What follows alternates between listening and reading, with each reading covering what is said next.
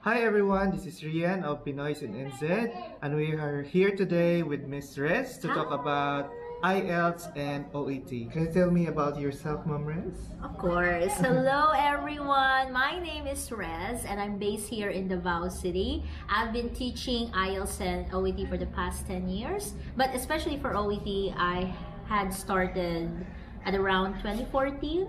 And Rian actually was one of my students before he went to New Zealand. I think it was in 2017? 2017, yes. Great. Okay, so I'm quite honored that you have chosen me to become a speaker for the IELTS and OET. Alright, Rian, so you flew all the way from New Zealand. I bet you have a lot of questions for me. So what do you want to know about IELTS or OET first? So I think the most common question going abroad is how to pass IELTS or OET. Exactly. Do you have tips for us? Of course, that's my bread and butter. But I guess the first one is to identify the difference between IELTS and OET. So IELTS, again, International English Language Testing System, and it assesses your academic English if you're taking the IELTS academic, and it basically talks about, say, like global topics, all right? And then it could be actually anything under the sun. So if you're a wide reader, it would really be helpful.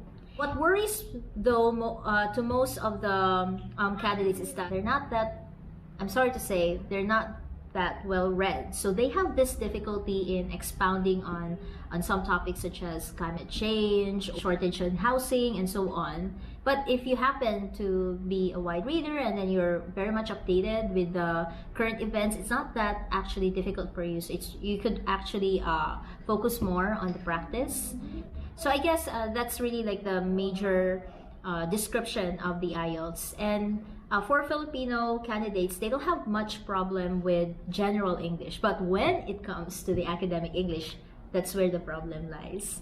Whereas in the OET, it stands for Occupational English Test. So this is an English standardized test, but it uses medical English. So for healthcare workers, it's really quite a familiar. So if I were to say that OET is easier than IELTS, I don't think it's easier. It has the same challenges, but it's just that the level of familiarity. So it could help them focus more on the skills building, and they don't need to have problems on other topics that they might not be, again, familiar with. So they don't need to study about traditions, cultures, what else, government policies, and so on. So they could save time for their topics, and they could already focus more on preparing themselves in order to really maximize their performance on the OET.